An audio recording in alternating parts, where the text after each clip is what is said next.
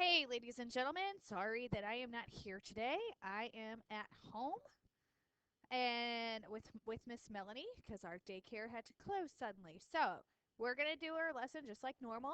We're just going to do it through a video. So, I want you to work on the warm up. You need to graph those two equations.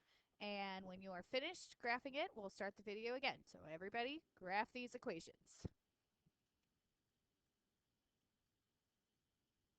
Okay, hopefully you have these two equations graphed, and so it should be real simple to graph these. You go to your y-intercept, so this is 10, 9, 8, 7 is a point right there. 10, 9, 8, 7 is right here, and this is not working. I don't know why. All right, so here's, oh my goodness, so here is -7, and then you would from there go up 3 and over 1. So up 1, 2, 3, over 1. You would draw your line with arrows on both sides because our domain is not restricted. And we should be good from there. So that's your line right there. All right, this next one, you don't have a y-intercept, or you do, it's just 0 because this is plus 0. And then from your y-intercept, which is 0, 0, you would go down 2 and over 3. So your line would look like that. Hopefully you have 3 points plotted on these. I'm just, you know, I'm not here, so I'm doing the best I can. Alrighty, so we're going to talk today about graphing inequality. So I want you to solve these two. You've got an equation on the left and an inequality on the right. So you need to pause the video and go ahead and solve these two, and then we'll talk about it. Okay, so hopefully you have these solved. And the first thing you're going to do on each one, so this one you're going to draw your balance line, subtract 1 from both sides. Oh my. So then you're going to have 2x is equal to 4, divide both sides by 2, and x is equal to 2. And then on this side, it's the exact same thing except I have an inequality. So when I draw my balance line, I have -1 on both sides. So I have 2x is greater than 4. Divide both sides by 2. So you have x is greater than 2. So how many solutions are there for each one of these? Well, this equation has exactly one solution. And this inequality has an infinite number of solutions. Any number that is greater than 2 is going to be a solution. So we can see even though we solved them in the exact same way, there are more solutions to the inequality than there are for the equation. Same idea happens when we're graphing. So I want you to pause the video and I want you to just graph the equation. So don't worry about the inequality, graph the equation. All right, so hopefully you have the equation graphed, and we're going to start off by putting our y-intercept in here. So 1, 2, 3, 4, 5. And then we're going to apply our slope, which is 1/2. So I'm going to go up 1 over 2. And we're going to do that again. This time I'm going to take this and go down 1 and over 2. And then I'm going to draw that line. So here's that line, okay? Now, this is the line of this equation here, all right? We want this inequality.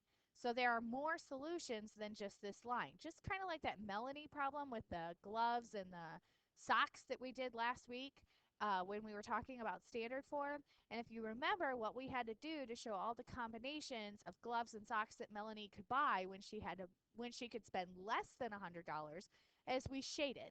So you're going to take your pen or your pencil and you're just going to shade, and I know this looks terrible, I apologize, underneath this line. Okay, so this is where we're going to shade because this is where all the values are that are less than or equal to this line. So we're equal on the line and we're less than underneath the line. So that's really the only difference between this equation and this inequality is that we have more solutions and we show those more solutions by shading underneath.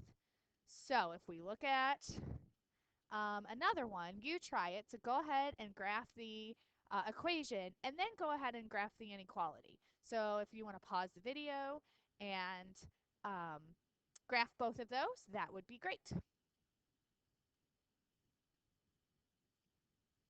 All right, so hopefully you have those both graphed. And let's see. So let's see, our y-intercept is at 7, which I believe is right here. 1, 2, 3, yep. And then our slope is -3, which means we're going to go down 3. So 1, 2, 3, and over 1. We've got to make sure that Carl walks downhill. And then we could go up 3 and over 1. And I'm going to draw my line. So that is the equation of or the line of the equation.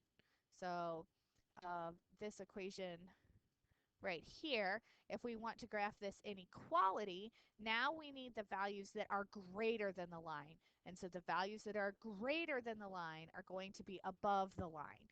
And so this stuff over here is above the line. So we're going to shade over here. Pretend like I did not just do that. All right.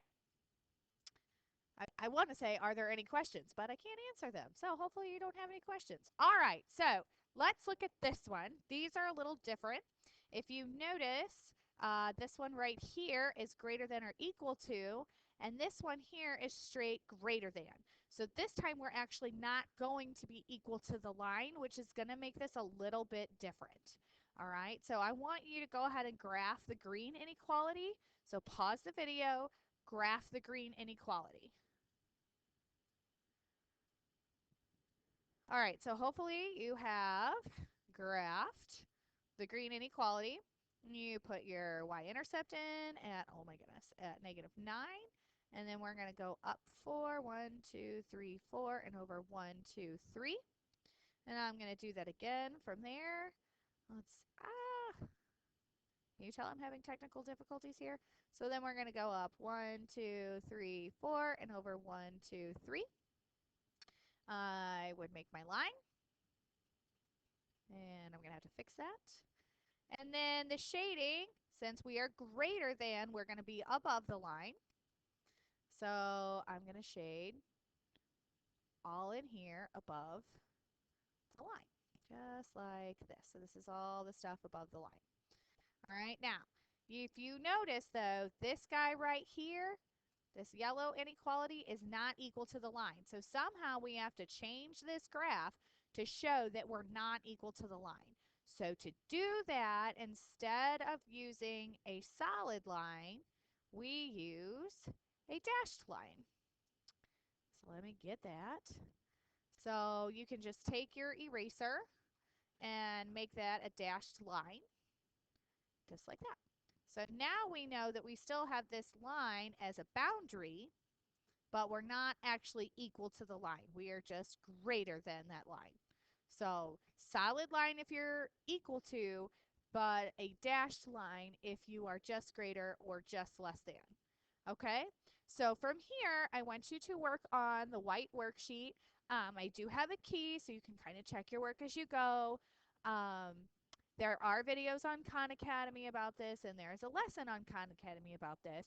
So you should have lots of resources to help you with this. I will be watching Edmodo throughout the day and in the evening. So you have questions, hop on Edmodo, or I will be available before school on Thursday to answer questions, okay? Still planning on having that unit test starting next Wednesday, so a week from today. And all Khan Academy is due a week from today. All right, so if you have questions, shoot me a question on Edmodo. And otherwise, I will see you guys tomorrow. So be good for the sub. And yeah, do your work.